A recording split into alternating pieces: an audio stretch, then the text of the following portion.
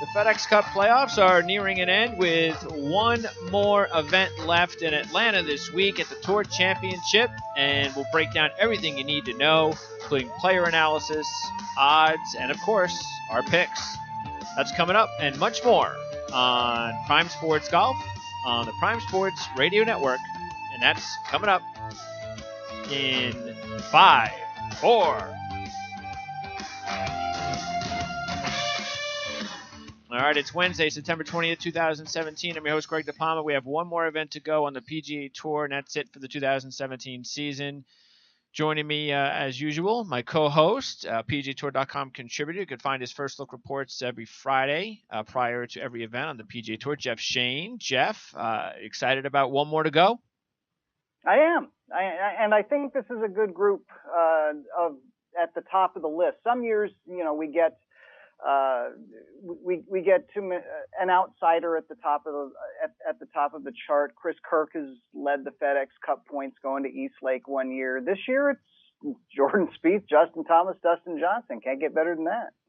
All right. Also joining us from ProGolfWeekly.com is Joel Cook. And Joel, who are you the most surprised that isn't at Eastlake? Well, it's crazy when you consider Louis Oosthuizen started the week 24th, shot 9 under over the weekend, and somehow he still didn't make it. I mean, that first round was just beyond horrible. But he's definitely a big name you expect to see up there, and he didn't make it. And Stenson, that decision to take a week off isn't looking as good now. Those are the two big ones there. I mean, Phil too, but Phil's less surprising to see at that level this season. Yeah, it was Hazen and Stenson, 1 and 2 out.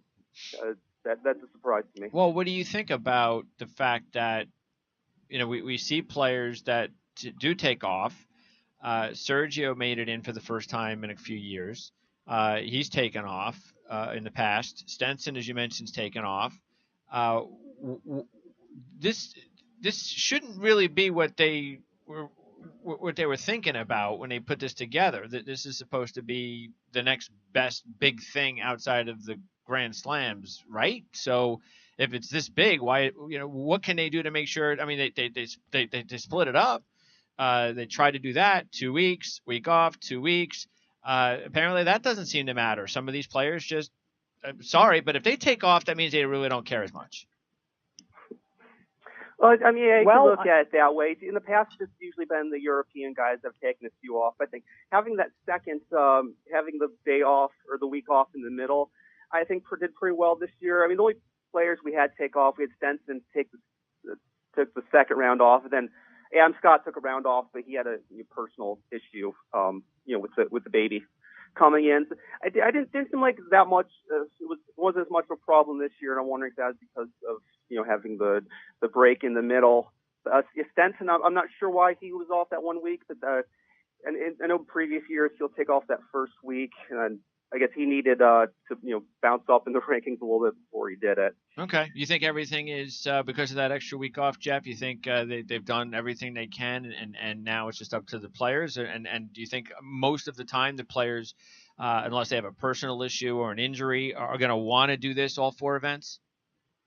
I think so. Even with Stenson, remember that he's had a balky knee, and I think the balky knee acted up on him, causing him to come out of the lineup. He was not originally set to take off Boston, but I think that he's been dealing with that, and he came to the conclusion that missing the cut in Boston and sitting out Boston are essentially the same thing. So he must have been in some sort of position where he didn't think that it was going to work. I think what we found with players over the years is if you take a week off, you do so at your own risk. If you're in the top 20 in points, you can probably get away with it. If you are sitting there below 20 and on the bubble, we saw Sergio almost miss.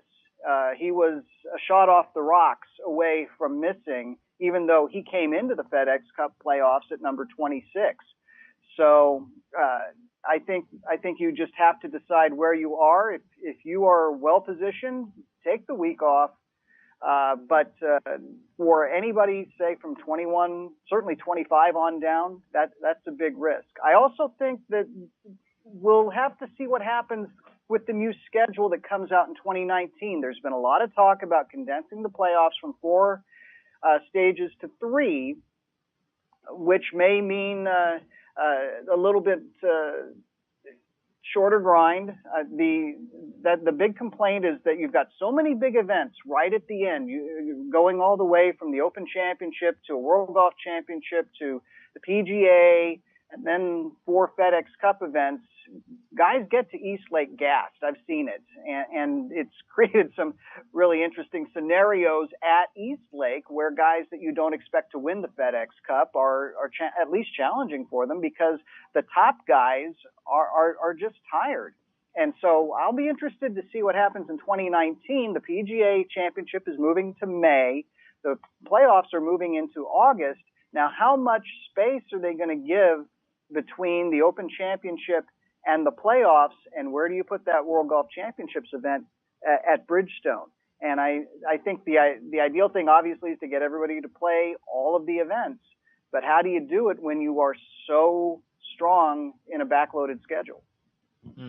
Yeah, and I definitely like all those ideas, especially moving up the playoffs so it doesn't compete with football. And it's tough. I mean, you got so many things to watch immediately over the weekends now with football. It can get lost. And so yeah, it's a really smart move, and it's good that they're making those changes. So I am also looking forward to see how the schedule plays out in a little bit. So what about you, Jeff? Anybody that again, Rory we know, but and as Joel mentioned with Stenson and a couple others, any other players, Oosthuizen, Stenson, McIlroy, anyone else that you think you're kind of surprised didn't make it this far? Well, I think by this point we've known where they were in the standings. Rory McIlroy came in at 51, so he had a real steep climb to make. Stenson had to make an uphill climb. Mickelson had to make an uphill climb. Westhuizen is probably the guy that stands out, and it's really interesting because the margin of difference between number 30, Jason Duffner, in, and Louis Westhuizen, number 31, out, is 72 100ths of a FedEx Cup point, which equates to 1 stroke anywhere over the course of the season. Well, if you do get in and you're that 30th player, how are you going to win this thing? All the stars have to align. First of all, for Jason Duffner to win this week, Jordan Spieth has to finish in the bottom 2. So once you get beyond that, maybe you've got a chance, but somebody would have to, give Jordan Spieth food poisoning or something for Jason Duffner to win. It's mathematically possible.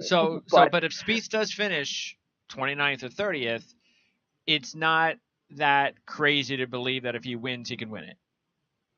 It gets a lot easier if Jordan Spieth has an awful week, because after that, Justin Thomas only has to finish 7th or worse. Okay. And so on and so forth. That's okay. It's the guy at the top Sure. That's going to be the measure for everybody in the bottom 10. Do you think, Joel, that they should shrink the number of players so the odds are not that crazy for the ones at the bottom, or are you okay with 30? I'm okay with 30. I don't think it needs to be less than that. I mean, I'm looking at the list now. No one really in there where I feel like they didn't deserve to get in this year. But I mean, we've seen some lower guys move up. When Bill Haas won his year, I believe he was 22nd. It was either 22nd or 25th. They just if you can win this thing, there's the odds still get a lot easier for you, and it wouldn't be shocking if someone closer to the back with how deep this field is this year is able to pull something like that off. But I think 30 is good. All right.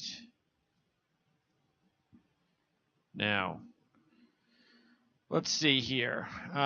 What are we looking at as far as this week's event, this golf course, Joel? They've been playing here since 2004, so it's been going on for quite a while. They also played here in 98, 2000, 2002. So unlike some of the other rotation courses, everybody kind of knows what the deal is here. It's kind of interesting that with Rory, the defending champ, not here, Jordan Spieth, who won in 2015, is the only player to have won here that's left in the entire field. So what do you think that has to do with what we're looking at, and maybe not a surprise of why Jordan Spieth's a heavy favorite?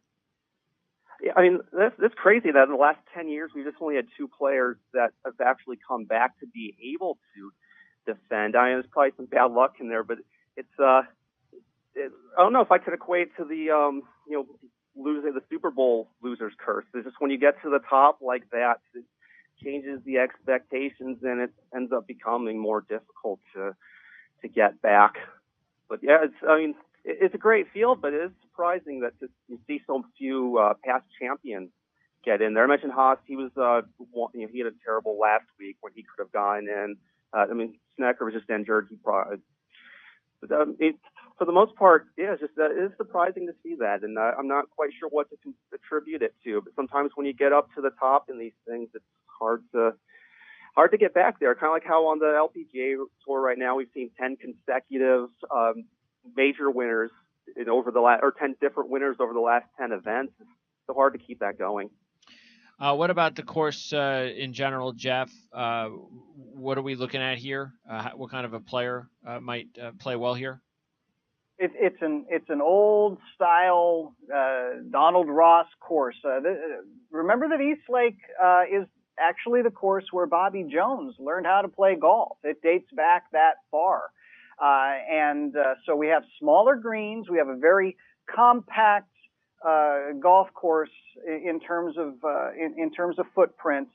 It's got decent length, but it's really a second shot course because you're going to need to hit the greens in regulation. And one thing that they did last year that turned out to be a really, really popular move is they switched the nines. East Lake was one of those golf courses that actually ended on a par three. And not only that, it wasn't all that compelling a par three. Yes, you did tee off over water, but it wasn't one of those things where you were flirting with the water the entire time. There was actually quite a distance. You could land the ball short to an elevated green and still not put it in the water. So last year, the PGA Tour, after I'm sure a ton of discussion, decided to reverse the nines, and it made for a much more compelling finish because from 14 on, you've got chances to make eagle, you've got chances to make double bogey. 14 is one of the maybe the toughest hole on the golf course. Rory McIlroy holed out for eagle at number 16, which actually gave him the propulsion to get into the three-man playoff last year. We had Kevin Chappell bogeying 17, so a lot more volatility now on the back nine because they have switched them. And it was such a well-received move that the club actually followed the tour's lead and has switched the nines for their own member play on a permanent basis. Okay. All right. Well, hopefully we'll get some excitement like we had last year. That was a hell of a way to end the season with McIlroy's win in the playoff with Chappell and Moore. And, of course, we remember what happened with Moore and McIlroy. So, but only Chappell is here. No Moore, no McIlroy. So and it's a curse. That's all I can say about the defending FedEx Cup champions. There are two guys in the last decade that have avoided the curse. Sometimes it's injury, sometimes it's lack of form. But only Jordan Spieth and Brandt Snedeker have managed to come back and truly defend their title at East Lake. All right. Before we take a look at what's going to go on this week inside the Tour Championship, take a look back at what happened last week. McIlroy, Kuchar, Leishman, Oosthuizen, or Sergio? I was leaning toward Leishman, but I keep hearing the name Matsuyama called out, and it's like, can we really leave this guy off the board this week? So in a last-second switch, I'm going to put Matsuyama on as my alternate. Maybe that'll cost you, Jeff. Maybe that'll cost you. And it did, as Mark Leishman won. And that's what happens in golf when you make picks. It's not easy, and there are guys like Mark Leishman, Jeff, that we could see how hot he was coming in. You picked him when he won earlier this year, and he just came out smoking. And you had a feeling that when he went that on Friday, after he played so well on Thursday, and he didn't really back up all that much at all, he just kept going forward. Wait a second, this is going to be a tough guy to catch. Yeah, you never know when you've got that week in between whether somebody can keep the momentum. To be honest, Leishman had bad momentum coming out of Boston because he shot 40 on the back nine and blew the lead. So you just didn't know how that was going to happen. But boy, he regrouped and 62-64 to start, and then it was off to the races. He never let anybody within two shots of him on Sunday, and there's a little bit in the back of my head that is wondering if maybe we don't have a replica of what happened in 2014 when Billy Horschel finished second in Boston because he chunked a 6-iron. It was a horrible shot. And then won the BMW and then kept the momentum going and won the big enchilada at Eastlake. Is Mark Leishman this year's Billy Horschel? And you did, by the way, or you do have Mark Leishman on your fantasy team, correct? I do. Yeah. So you I got a little bit out of it. Yeah, that's right. And that's a lot of points to get out of that. How's that going? How's that fantasy point standings going between you and Joel? Unless Joel hits number 1 and number 2 this week, I am very close to having it wrapped up. So it looks like it. Now, Joel has Dustin Johnson, so it's certainly not an impossibility. But I'm feeling pretty good with Jordan Spieth, Justin Thomas, and Mark Leishman, and Jason Day. Do you have a chance to catch Joel in the picks? Well, in the picks, Joel has hit 4, and you and I have hit 2 combined. So I don't know that we that we have that opportunity. Well, let's see. It would probably take. Well, actually, it all depends on who you pick, right? Because I forget where Joel. Yeah. Where are you, Joel? Your number is about 4. Where are you? You're about 4,500-ish, something like that, plus 4,500. Yeah. That sounds right. Okay, so that's about a 6,000 to 7,000 difference. So yeah. So what would it? So that means it would take what? The long shot to hit, right? Yeah, I guess. Yeah, it would take. Yeah, you'd probably have to. Your long shot though would probably. Well, let's see. If your long shot, no, you'd probably need your long. You probably have to take a long shot first. Yeah. Yeah. So you might want to think about that, Jeff, going into your strategy this week. I might have to think about that too. So maybe we'll throw some long shots at you, Joel, and see if we can hit it with our first pick and steal the victory from you. But it looks like you're going to win the weekly handicapping picks, and Jeff will more than likely win the fantasy picks. So that's good. By the way, what did you think about the course last week, Joel? It seemed like it was a nice golf course. There were some there were some low scores to be had. There were some opportunities for you to bogey and get in trouble, and so it looked like it was a pretty fun course to watch. Well, it did. I mean, especially for Leishman, but those scores were pretty low. I mean, they're generally low for that one, but. We saw a lot of players on that last day, especially, go really low. Lahiri, DJ. I know there were some others, but there were some places there where he could get punished. Jason Day did that thing again where he was good for like 98% of the week, and then just had a couple bad holes that ended it for him.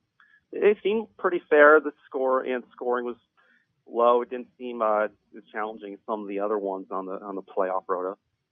All right. Meanwhile, on the LPGA Tour, before we preview the Tour Championship last week, there now I don't understand. Oh, look, I had so many things going on last week. I completely missed what happened there on the LPGA Tour, Jeff. So you're gonna have to fill me in there because this doesn't really make a whole lot of sense to me. What happened there in France? Obviously, the weather came into play, so it sounded like they had some issues. Yeah, one of the unfortunate things about the Evian Championship where it is it's in the French Alps in the middle of September, and they have had weather problems over the years, and this year was the worst of the bunch. They had just cold, hard rain on Thursday to the point where the course got saturated. They had standing water. They had to call the players off the course. There was actually kind of a safety issue in terms of caddies being able to carry their bags up and down some of those inclines. And they made the decision, I think it was a hasty decision, to wipe out all the scores, declare Thursday a wash, start again on Friday, and shorten a major championship to 54 holes. And that's the first time that any major, men's or women's, and I would imagine that the Champions Tour majors are the same. The first time that a major championship has gone less than 72 holes since 1937. And it calls into question, remember the Evian was the last addition to the LPGA's set of majors, and it basically became a major because their purse was so high. They are the second highest purse and have been for a while on the LPGA Tour that they decided to declare it a major. But if you're going to play a major championship, you got to put it at a venue and at a spot on the calendar where you can actually get 72 holes in. So there are a number of people, kind of golf, prominent golf pundits that have an asterisk next to this because it did not go 72 holes. They didn't even choose to try to carry it over to Monday, although I suppose they came very close on Sunday because they actually had small hail during the closing holes and in the playoff. I think the LPGA needs to take a serious look at the Evian Championship, not as a major. If they want to continue to designate it a major, fine. But they need to find a place on the calendar where they can not be plagued by weather as they have been the past 5 years. Has this ever happened on the PGA Tour? Where they we've had the possibility of Tuesday finishes in the major championships because of bad weather. You might recall 2009 at Bethpage, where there was just torrential rain in the middle of June, and the championship got pushed into Monday, and they actually had to play more than 18 holes on Monday to finish before Lucas Glover finally won. But the U.S. Golf Association is not going to let their championship go less than 72 holes. And if they had to finish on Tuesday, they were going to finish on Tuesday. And I think you find the same thing with the PGA Championship and the RNA and Augusta National. They will play 72 holes. So, but have they? I mean, have they been ever in a situation where they're playing midway through the day and then they canceled the round and nobody's scores counted? I don't recall any situation. You thought that was funny, nor have huh, I Joel? read anything about wiping out scores mid-round of a major. I'd say more absurd than funny. Absurd, but those things like, what can you do? Yeah, that's the thing that gets me, is that's just, I mean, it sounds like a baseball game that gets, okay, you didn't make it to the sixth, the weather, we're just going to cancel it so the home run doesn't count. Yeah, but, it's 162 of these, nobody cares. But like you said, I mean, Jeff, this is a major.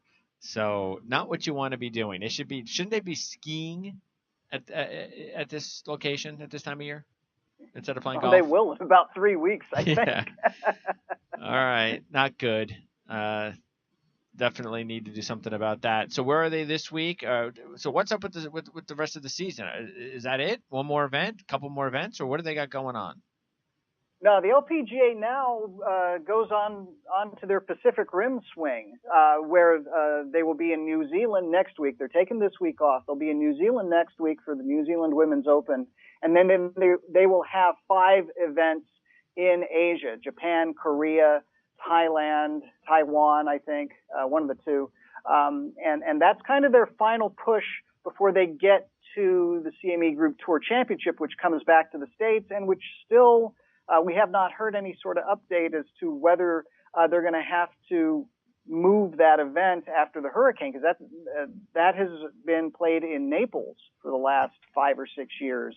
And Naples, of course, is close to where Hurricane Irma made landfall. The USGA, in fact, just yesterday announced that they had their U.S. Women's Mid-Amateur also scheduled for Naples next month.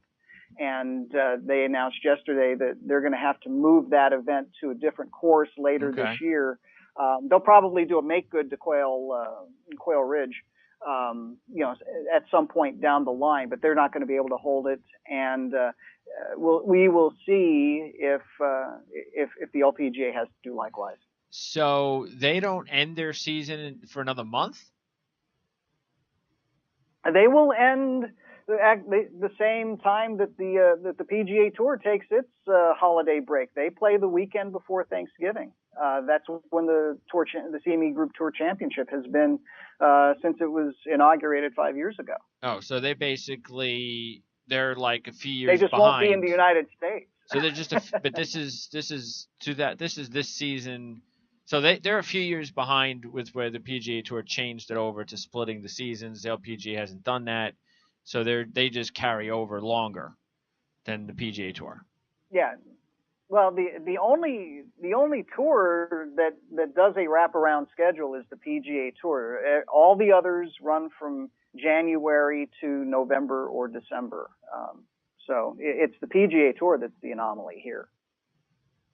Yeah, well, I mean, I think the PGA Tour has done, again, we just talked about even what they're doing to push up the FedEx Cup playoffs, Joel. I think they've got it right. I think some of these other tours should probably think about doing that, because at this time of year, when you are going to have, say, so this LPGA, what do you call it, their Tour Championship event? What is it called? The CME Group Tour Championship. Yeah, so that is that. How does that work? Is that they don't have a playoff in the LPGA, do they, Jeff? No, they don't. Now, players earn their spots in the CME Group based on winning a tournament or high finish on the money list, and it's a limited field. Okay. And they've tweaked that a little bit over the years. So it's kind of like the old Tour Championship used to be pre-playoffs on the PGA Tour, or something similar to the Web.com finale, not the whole playoffs, but just the finale. Well, I really like what the PGA Tour has done, Joel, because they realize that at that time of year that there's not as many people that outside the diehards that stay involved, and so I don't know. I mean, that's something that all these other tours should consider as well. I mean, it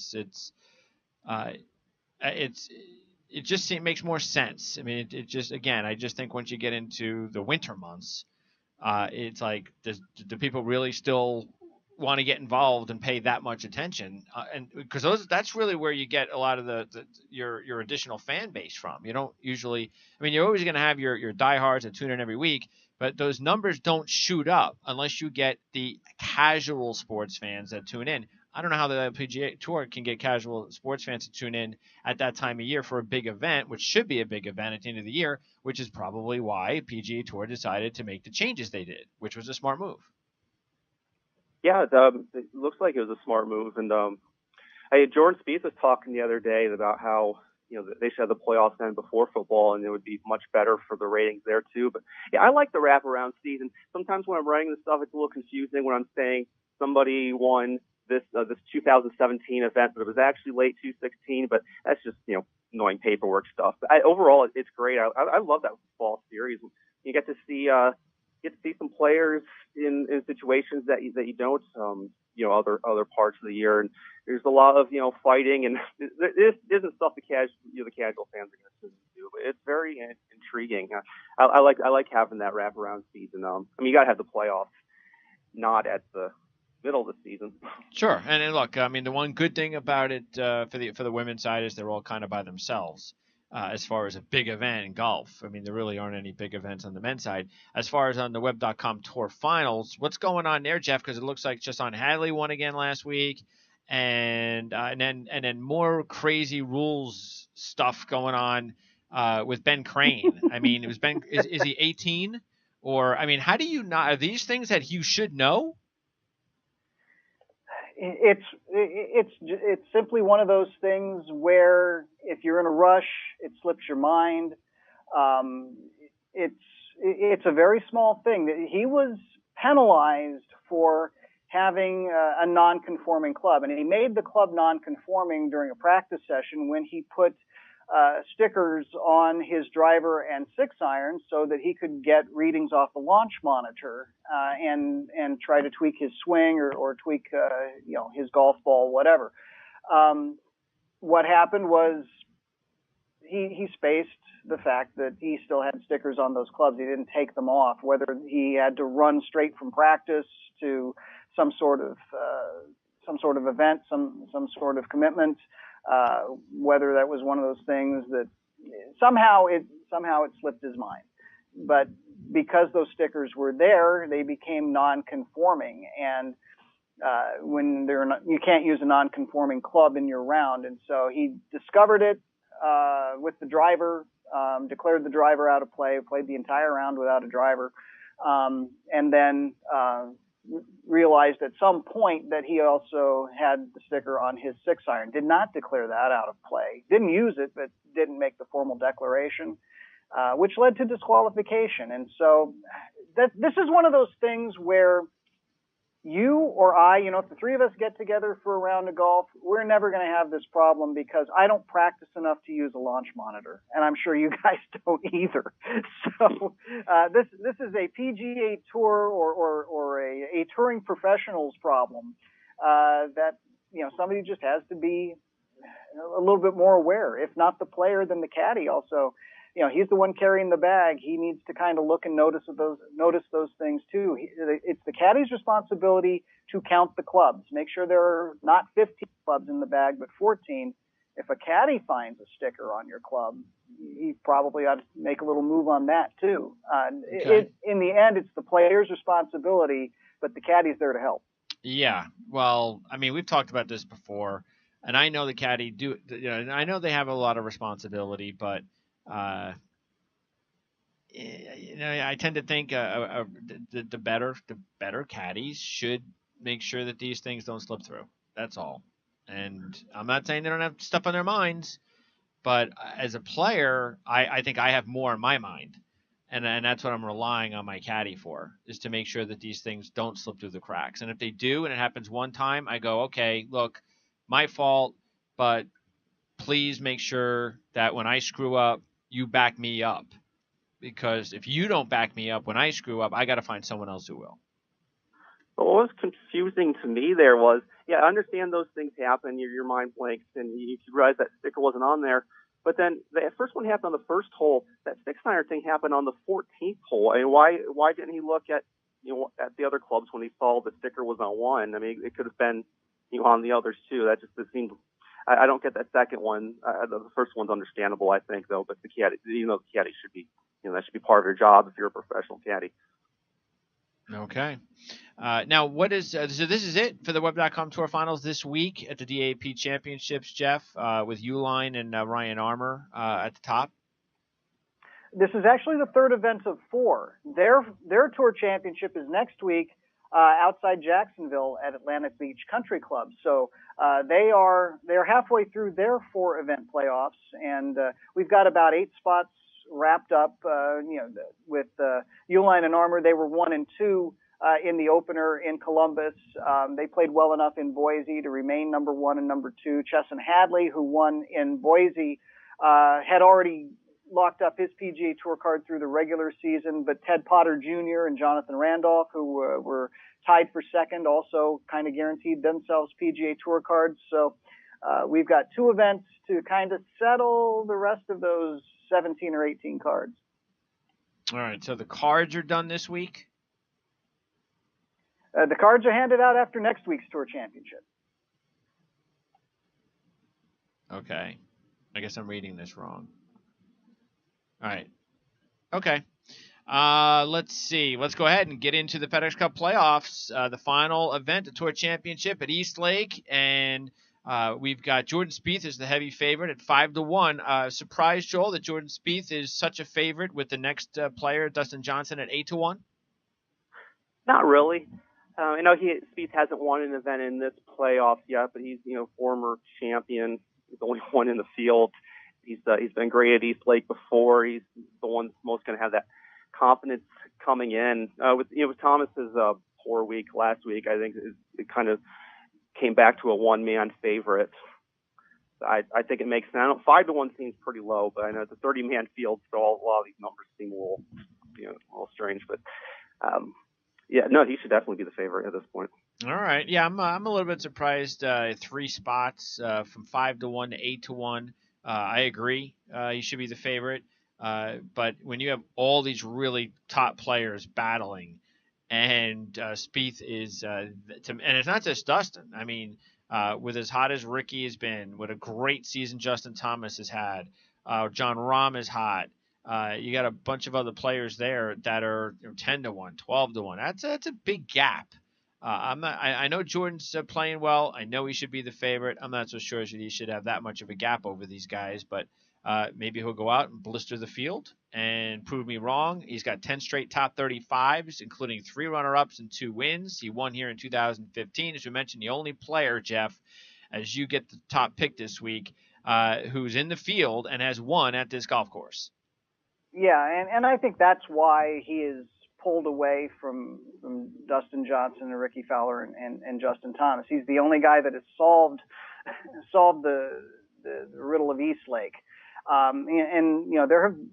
Fowler and Johnson have played well at East Lake, but just have not won. Thomas is still kind of new to getting this deep into the playoffs. I'm not sure that he has actually seen East Lake at this point, but I think that's where the gap exists. Is he's been one of those guys that, he's the only guy in the field that has won there. And that says something. Yeah, he also was a runner-up a few years ago. Thomas has played once. Rahm, of course, as usual, hasn't played. Matter of fact, let's see. Cantlay hasn't played. Finau. Perez, I don't think, has played. Let's see. And then a whole bunch of the guys near the end. All right, so, Jeff, who's going to be your top pick? Again, Spieth is at 5-1. And then the other guys that are up there are Fowler at 10-1. Again, Johnson 8-1, Thomas, Rahm, Day, Rose at 12-1, and last week's winner Leishman at 18-1. And then of course you got the long shots if you want to go ahead and try to catch up to Joel. Well, I've been playing with this idea a bit while we've been talking, and I don't know that I'm actually gonna go into the long shot category. But I suppose, like Final Jeopardy, you gotta do something to make yourself competitive. And so the player that I'm going to go with is not quite a long shot, but has played well at East Lake, is playing well now. Maybe he'll catch a little bit of lightning in a bottle. I don't know if it'll win him the FedEx Cup. Maybe it'll win me a late title. But I'm gonna what the heck? I'm gonna do this. Webb Simpson is going to be my number 1 pick. He's 45-1, so he's just outside long shot category. Okay, I like that. So if Jeff gets Webb Simpson, you lose. No, you may lose, Joel. So I think you have to root against Webb Simpson, who's got 3 top 10s in his last 4, 9th last week, 4th here a few years ago. So he has played here well in one of his, I believe, 3 visits. So yeah, Webb would be a very likely long shot or almost long shot in this field because it's a smaller field. Maybe he even should be considered a long shot at 45-1. All right. He also had 13 birdies in his last 2 rounds last week. So we saw him going low too. Those are good odds, 45-1. Okay, sounds good. Let's see. I'm not going to go with that strategy to beat Joel. I'll just go with the guy that I'm going to actually take a guy that I won with 3 times earlier this year, a guy that Joel's won with twice. So every time Justin Thomas wins, somebody on this show has picked him. I'm going to go ahead and take Justin Thomas as my top pick at 12-1. All right, Joel. So no Justin Thomas for you, but you still, hey, at this spot you're in the lead, so you can just pick a winner and you're going to win. So you can pick Jordan Spieth and feel pretty good about your situation if you want to go that route. Yeah, I mean, kind of play a prevent defense a little bit, but yeah, I mean, I'd definitely take Spieth. I probably would have taken him at number one, me in my position, but he's the reason that his odds are that low and he has that advantage over everyone. He was a little disappointing in those 2 middle rounds last week, but then finished out really strong. He seems to like Heath Lake plenty before. I mean, I wish the odds were higher, but I'll definitely, if he's leaving him there at third, I'll take him. Okay. And, it'd be good if anybody that, if they actually, not that we have these posted, but if we did have these posted and they saw you picking Webb Simpson first, Jeff, they might think that there was something wrong with you at 45-1, but that's why you have to listen to the show. Anyway, what are you going to do with your second choice? Are you going back down to a more normal number, or are you going to stick with some other potential longer shot players in the field, because they're out there? I mean, Matsuyama, Casey Kupka at 20-1. Other guys that are under the 50-1 number: Matt Kuchar, Sergio at 28-1, Chappell, as we mentioned, 33-1, and Cantlay at 35-1. Everybody else is 50-1 or higher.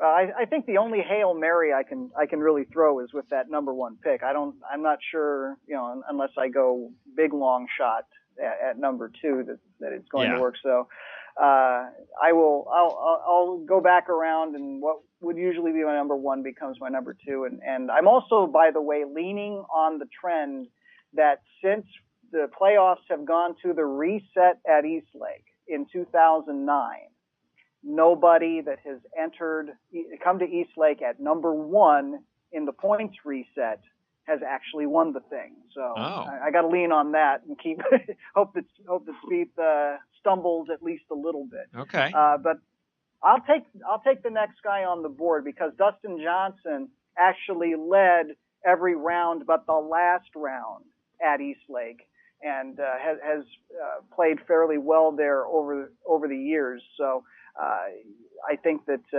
he's a guy that is used to those kind of courses.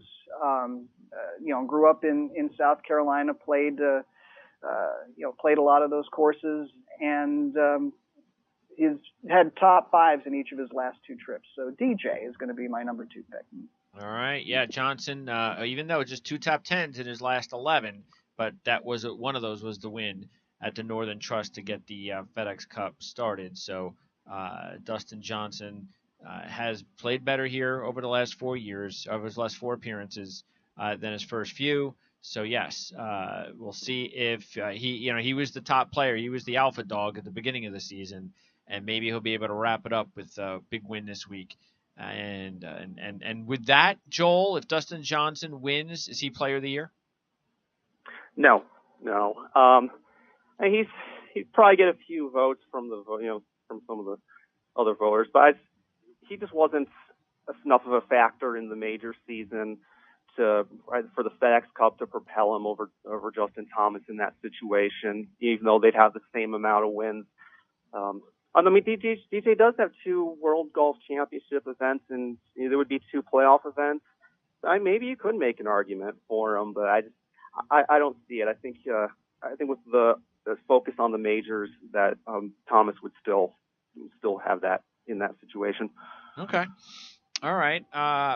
I'm going to go ahead and shock nobody and take Ricky as my second choice. Why not? He's continuing to play well. He hung around. He just wasn't able to get hot over the weekend and catch Leishman, but then again, nobody else did. But he was the second best, so he did finish runner-up. His best finish here at Eastlake was 8th a few years ago. So we'll see one more time if Ricky can put it all together and get another win on the season at 10-1. So Joel, you're next. And let's see, we still have, as far as some of the favorites left on the board, we still have Rahm, Day and Rose at 12-1, and then we go to last week's winner, Leishman, at 18-1, and the rest of them. Well, this is the guy I was targeting at number 3 this week. Going into I got the best combination in the field of recent form and history at East Lake. That's Justin Rose. And he was also first in the field he tied for first in the field in greens regulation last week, which helps if this is a second second shot golf course. Just one bogey over his last 3 rounds last week. His last 4 starts at East Lake, he's gone runner-up, tied 4th, 6th, and runner-up. Yeah. He looks great right now. Sure. No, he's dialed in. We were wondering where he was, and then he entered the FedEx Cup playoffs, and he's been 10th, and 2nd.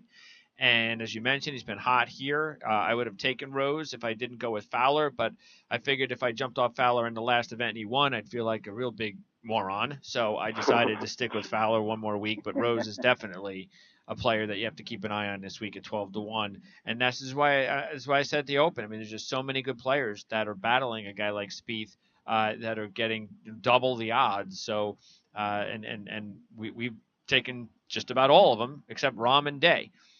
So Jeff, will you take a player that you've taken a lot this year in Rahm?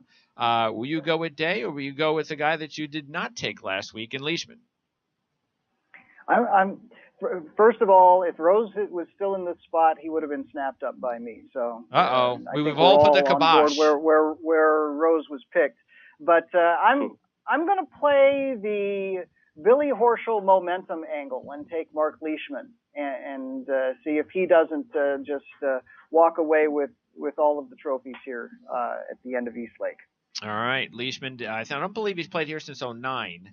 But that's not a surprise. And this is a player, Jeff, we talked a lot about over the last few years, waiting and wondering whether or not he could get into the mix as a top 20 player consistently, maybe even break in as a top 10 player.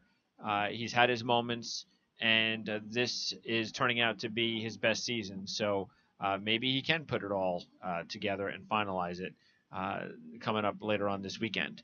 All right. Yeah, he's up to number 15 in the world rankings now. Okay. All right. I'll go ahead then with my next pick, and I'll stay basic. I can use a win, so I'm not going to go with anything crazy with the odds. I'll go with Day. Jason played well last week, as we know, finishing 4th, 6 straight top 30s, including 3 top 10s in his last 4. He shot a 67 in the first round last year, and then had to withdraw. He's had a few other top 10s here, so the golf course looks like a good golf course for him. He's playing his best golf of the year, and maybe he can end it up and get himself another win and give himself something to look forward to at the beginning of the next season. So Day will be my third choice at 12-1. Joel, you're up next, and Rahm is the only player left that is below 20-1. Yeah, I can't leave Rahm on the board. He's just been too good lately. It's 3 consecutive top 5s in these playoffs. He was the guy that was tied with Rhodes for lead in greens and regulation last week. I mean, I wish he had experience there, but I say that pretty much every week about him. His top form is just too good. I don't think he'll be intimidated by anybody. All right, so we have taken the top 8 players off the board. And Jeff, now you will have your long shot to go here. Webb Simpson was not an official long shot.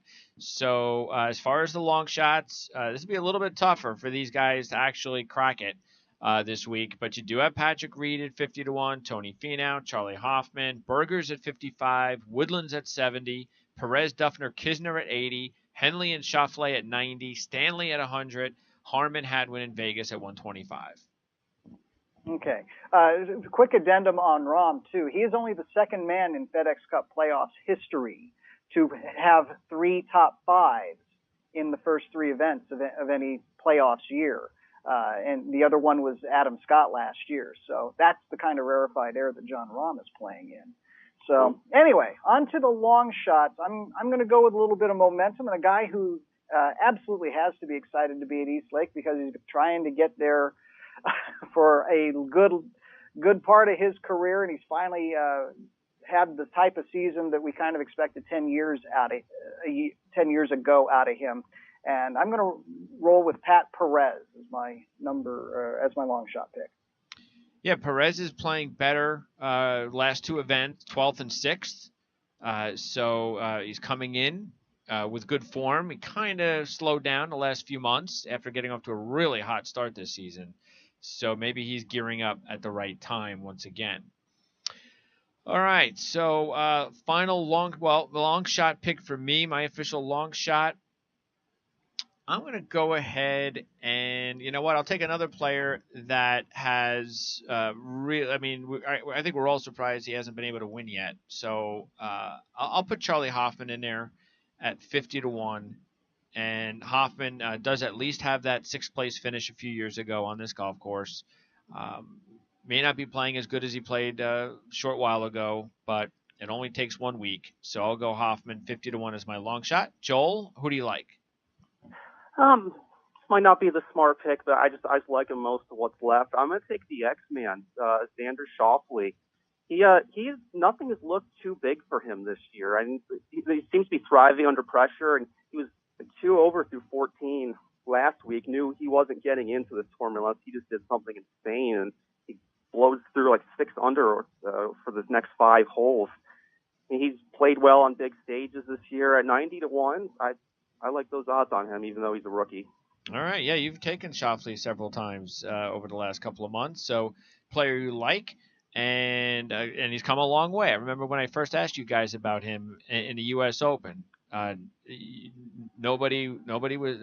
I think I asked you, is this guy to watch? And I think both you guys, I could have heard you snoring at the time when I asked you that. So. Yeah, I thought he was a fluke. Yeah, so he's completely changed your minds, and that's good. That's what happens. It's but then again, we know the sport. It's let's see if he can do it again next season. So I mean, how many players have we seen, Jeff, over the years and talked about that? See, I can't even, and it's really bad when you can't remember their names. That's the bad one. I'll give you one straight away. The guy that won in the Web.com finals last week, Chesson Hadley. We loved him a couple of years ago. That's right. And he fell off in form. That's right. Now, there was a guy 3 years ago. No, yeah, maybe 3 years ago that was doing well right off the Web.com tour. Todd. That's his name. Remember Brendan Todd's? He had a great run. Looked like he was on the verge. And boy, did he just...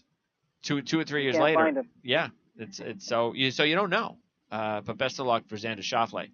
Okay, so Jeff, you've got your first alternate in case Simpson, Johnson, or Leishman something happens to them and they can't tee it up tomorrow morning. And the players left are Matsuyama, Casey, Koepka, Kuchar, Garcia, Chappell, and Cantlay.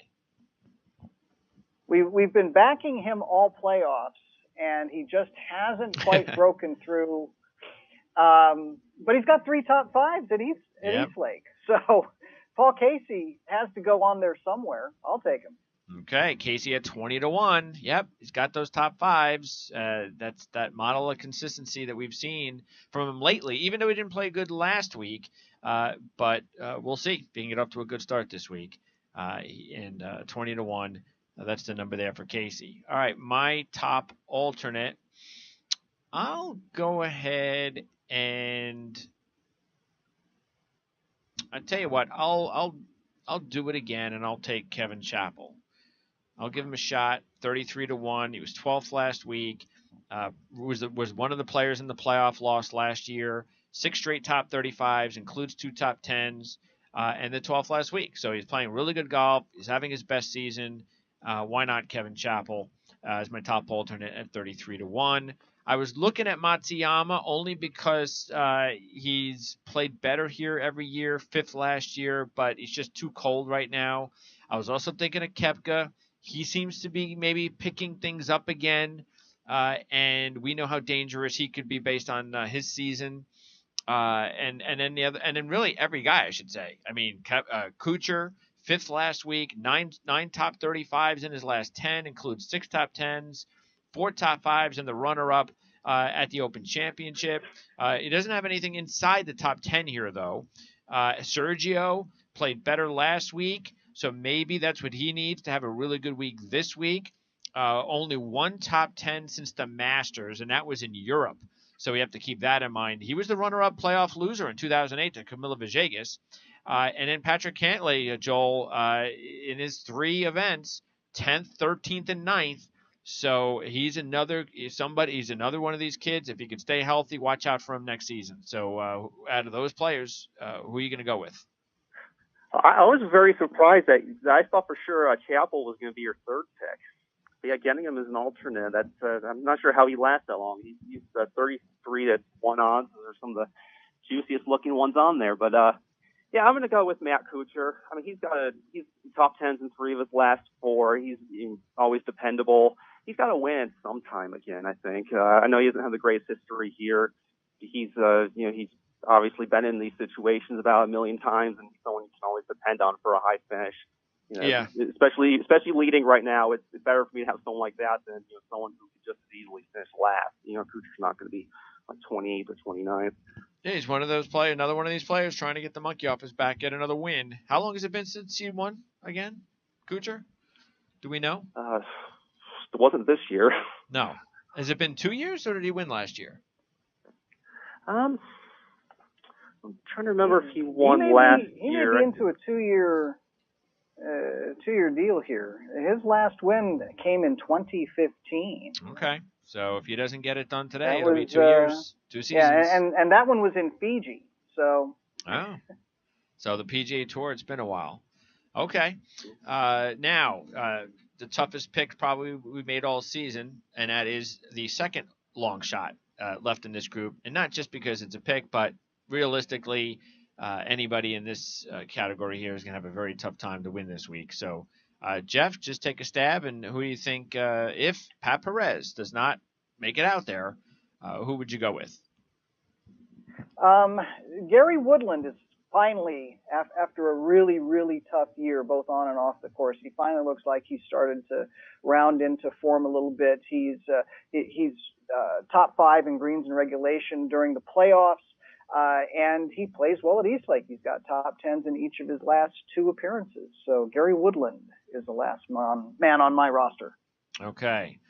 I'll go ahead and, you know what? He's a very good up-and-coming player. May not be where he was a month ago, but I'll take Berger as my second long shot at 55 to 1. Top 15s the 2 years he's played here, so that's okay. And maybe he can do it on the big stage and give himself a shot of adrenaline moving into 2018, because we know he's another guy that could easily wind up as a breakout star next year on tour. He's got that kind of talent.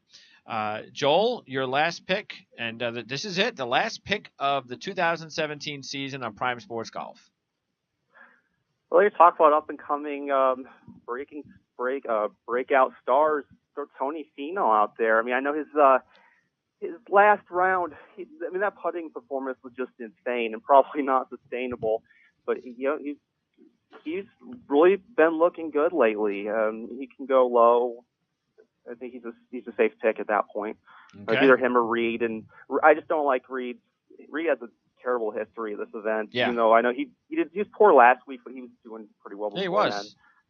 Yeah, the performances here, I'm sure, the only reason that none of us have taken him. Because otherwise, 50 to 1. I mean, for Patrick Reed, that would have been the most logical long shot play. But when you can't even crack the top 20 in 3 appearances here, and then he's coming off a bad week last week, it's not a good combination. Yeah, the only one other one there that was kind of tempted by him. Brian Harmon's the closest thing to a local guy. He's just been so off lately. But 125 to 1 odds, that's, you got $1. Okay. I know you fantasy wise, you did a good job with Stuart Sink last week. Yeah. We talked about him at 250 to 1. Until the 4th round. But yeah, he was great for a while there. Well, that's the problem that we talk about with these older players, is that even if they're leading the tournament after the 3rd round, it's not going to be, you're not going to have it as comfortable as you would think with a younger player. It's just it's the way it is, and it's a young man's game. And I mean, Davis Love has played well for a few rounds this year, and hasn't been able to sustain it. Even though when did he win? 2 years ago, Love. It He won was the Wyndham 2 years Championship ago. in 2015. 2015. So yeah, a little over 2 years ago. How old was he back then? 51, 51. fourth oldest winner in Tour history. There you go. So he's the last oldest player to win? He's the last Champions Tour age player to win, yeah. All right. Okay. All right. So, Joel, before I let you go, and of course, next week, we will come back and wrap up the Tour Championship and preview the President's Cup. President's Cup a regular schedule, Jeff? Or is it a Friday, Saturday, Sunday? No, the one thing that I really like about the President's Cup is instead of having 2 sessions on Friday, as the Ryder Cup does, they hold 1 session each on Thursday and Friday. Okay. It spaces things out a little bit more, better for television, better for spectators, and probably better for the players who aren't gassed on Sunday. Okay. Sounds good. So before we talk more President's Cup next week, Joel, what's going on at Pro Golf Weekly? Oh, yeah, thanks, Greg. Please check out Pro Golf Weekly, progolfweekly.com. You can get all the stats, videos, compelling analysis, key highlights, and the best in social media for every pro tour worldwide, including the PGA and the LPGA tours. I understand our Jeff Shane is going to be at Atlanta this week. Is that correct? Yeah, I'm gonna be there on the weekend. I'll do a little bit of a season wrap up, FedEx Cup playoffs wrap up when the last putt falls at East Lake. Awesome. Oh, great. But yeah, this week at Pro Golf Weekly, take a look at just 10 storylines for this upcoming tournament. We have my primer that I do every week. That's pretty elaborate. It has some power picks and some sleeper picks. And we're looking out for our new format soon. The digital magazine we're putting out, it's a phenomenal design. It should be out soon. That's definitely something to look out for. But again, it's for the best in social media, a one-stop web portal for all the golf tours worldwide. Pro Golf Weekly. Also follow me at Joel J. Cook on Twitter, latest updates, commentary. And are we having a President's Cup one next week? Yes, we are. Great. Yeah, then we're not taking any time off. We're just we're nuts. We'll take off when they take off. Yeah, that makes sense. Take off in December. But yeah, so we'll do this all again next week. All right, and we got to get you out on at one of these events, Joel. Yeah, I agree. I'm itching to get out to something like that. It's been a while since I've done that. Yeah, tell Paul to write out the travel expense check. Yeah, I'll see what I can do. All right, sounds good, Joel. So enjoy the golf this week, and we'll wrap it up next week. We'll kind of wrap up. I guess next week is almost. Well, yeah, we preview the mini preview of the 2018 season after the President's Cup, because we still have probably a few months to go before everybody really gets into the 2018 season, and then we'll be doing another fantasy game starting when the calendar year turns in 2018, and we'll have a lot of fun with that. So, Joel, appreciate it. Enjoy the golf. We'll talk to you next week. Thank you. All right, that's Joel Cook, ProGolfWeekly.com lead writer. So, Jeff, before we let you go, of course, I want to remind everybody to check out your first look reports at PGAtour.com. Even though, you going to have a President's Cup one this week? We don't miss. So yes, we will preview the President's Cup on Friday. All right, and that is important because it's not a regular event and it's not the Ryder Cup. So there are a couple of things that are different besides the change in the rounds and the days that you just mentioned. What is the biggest difference? Well, I think that may be the biggest one, is that it is spread out over 4 days. It's not quite so compacted, and because it's spread out over 4 days, in both of the team portions of it, the four balls and the foursomes, they do not sit 4 guys out of the lineup. You will have 5 matches and only sit 2, so there will be more players playing. Now, that does make for a very long Saturday because there is 1 extra match in both the morning and the afternoon sessions. But for Thursday and Friday, it gets everybody involved a little bit sooner. Like I said, there are only 2 guys that sit each of those days. And again, that's one of the things that I like about the President's Cup format is stretching it out and getting more players involved in those early rounds.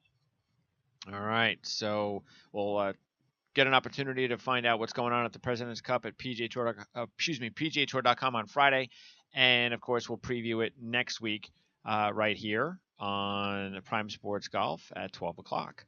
You can also check out Jeff's Around the Tours report. That's available at primesportsnetwork.com, and is usually available on Tuesdays, Wednesday mornings. Yeah. I get it posted sometime Tuesday evening. Okay. So this week's has been up for a few hours anyway. All right, and some of the things that you'll have in there that we did not talk about today. Of course, you got the Champions Tour recap, the European Tour, the European Tour event this week, which is actually there's some pretty good names this week, right? They usually get good names there. So even though I don't think there are any star players, but there's some good players at that British Masters. Well, and actually, its positioning on the schedule is a kind of a sweet spot because you're going to lose a few guys to the FedEx Cup playoffs. You're going or to the Tour Championship. You won't see Justin Rose there. You won't see Sergio Garcia there, being that he got in at kind of the last gasp, but you will see Rory McIlroy, you will see Lee Westwood, you'll see Thomas Bjorn and some of those guys. But actually, I take it back. This week is the Portugal Masters. Okay. In which there are not that many guys, but the next week after East Lake. You will see actually Sergio Garcia go straight from East Lake to the British Masters and so on and so forth. And Rory will be there, right? Portugal Masters. I'm sorry? And Rory will be at the British Masters next week too? Yeah, Rory has committed to the British Masters. They just announced that yesterday or the day before that he's going to extend his season at least one more start. We know that he's been dealing with a rib situation, but he did send in his commitment to the British Masters. All right, and not a bad field this week. It's a pretty decent field considering. I've seen a lot worse fields on the European Tour. At this time of year, you might think it might be a down week, but it's a pretty decent field. Again, no stars, but we'll have some stars next week in Europe. And one of the other things that that you have available on the Around the Tours report, if anybody wants to find out a little bit more about what's going on with the Quicken loans, you've got a little bit of a blurb on that, so you can check that out at Around the Tours on primesportsnetwork.com. So that is going to wrap things up, Jeff. And again, looking forward to getting into this next week as we wrap up what's going on for 2017. We officially say goodbye, and then we get into 2018 in a couple of weeks, and then we also preview the President's Cup on the show next week. Sounds like a full plate to me. Yeah, and best of luck. Enjoy the golf this week as you go in person. So the weather going to be okay for you? From what I saw, the weather is actually in a pretty good spot right now in the south. So glad for that. All right. So for Jeff Shane, Joel Cook, I'm Greg DePalma. Thanks for tuning in to Prime Sports Golf on the Prime Sports Radio Network. We've got the Our Football Network coming up at 4 o'clock today, and we'll see you next Wednesday for more golf as our one show, our in-between 2017 and 2018 season show will air tomorrow, next Wednesday at 12 o'clock right here on the Prime Sports Radio Network.